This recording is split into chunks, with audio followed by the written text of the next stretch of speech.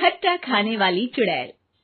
रात को अचानक राधिका मौसी को किचन से कुछ गिरने की आवाज आई। उन्होंने बाहर निकल के देखा तो किचन में उन्हें कोई सफेद साड़ी में दिखा।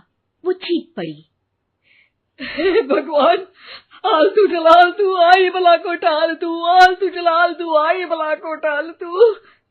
राधिका मौसी को चीखते सुनकर श्रवण बाहर आता है भागते हुए। अरे माँ, क्या हुआ? क्या देख लिया? दादी माँ आ गई क्या सपने में? अरे बेटा, रसोड़े में देख तो कौन है?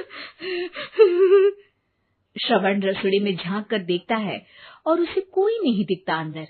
अब रसोड़े में तो कोई नहीं है माँ। कोई सफेद साड़ी में नहीं है क्या? नहीं माँ, कोई भी नहीं है। चिल्लम चिल्ली की आवाज सुनकर काजल भी वहां आ जाती है। अब क्या हो गया माँ जी? अरे बेटा, रसोड़े में एक चुड़ैल थी सफेद साड़ी में। अरे क्या कर रही थी वो अंदर? अरे बताया नहीं, कल आएगी ना तो पूछ लूंगी। चुड़ैल जी, आपका क्या प्लान है? माँ जी, रात बहुत हो गई है, आपने कोई बुरा सपना देखा होगा, चलिए सो जाइए।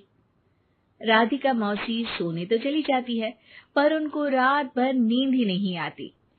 वो कुछ भी उलझुल बातें सोचने लगती है। कहीं चुड़ैल की वजह से तो घर में टेंशन नहीं हो रहा, कहीं उसी की वजह से तो वो दादी नहीं बन पा रही। सुबह जब राधिका मौसी रसोड़े में छानबीन करती है तो पाती है कि नींबू का अचार गायब है। चुड़ैल नींबू का अचार ले गई, मुझे तो ठीक नहीं लग रहा कुछ। चुड़ैल को भी पता है कि जिंदगी का असली मजा तो खट्टे में ही है। राधिका मौसी झट से श्रवण को फोन कर देती है। बेटा, मुझे समस्या समझ में आ गई है, हमें एक तांत्रिक की जरूरत है। अरे क्या बोल रही हो माँ, तांत्रिक की क्या जरूरत है? आप पूजा पाठ तो कर ही रही हो ना। आलतू जलालतू मंत्र सारे फालतू जैसे कुछ मंत्र पढ़ो, चली जाएगी अपने आप चुड़ैल। अरे नहीं बेटा, कभी चुड़ैल को कम नहीं समझते। अरे तुझे पता भी नहीं चलेगा कि कभी वो छल करके काजल की जगह घर की बहू खुद बन जाएगी। क्या माँ, कुछ भी बोल रही हो? कहाँ काजल और कहाँ चुड़ैल?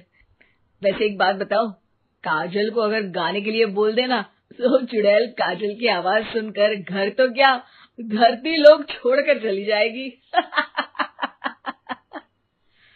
तुम ना पढ़े लिखे बच्चे हर चीज को मजाक समझते हो। तुम रहने दो, मैं खुद ही तांत्रिक को बुला लेती हूँ। अच्छा सुन, शाम को इमली लेके आना।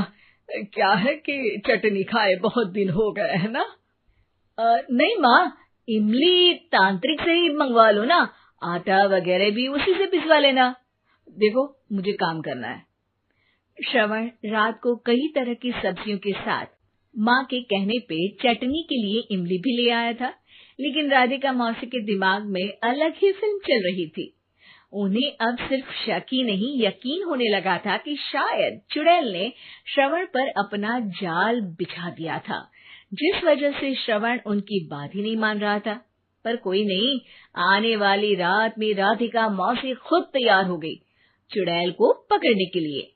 रुद्राक्ष की माला, तुलसी का पत्ता, हनुमान चालीसा सब हाथ के पास ही था, बस चुड़ैल का इंतजार था। और जैसा राधिका मौसी ने सोचा था वैसा ही हुआ। वो चुड़ैल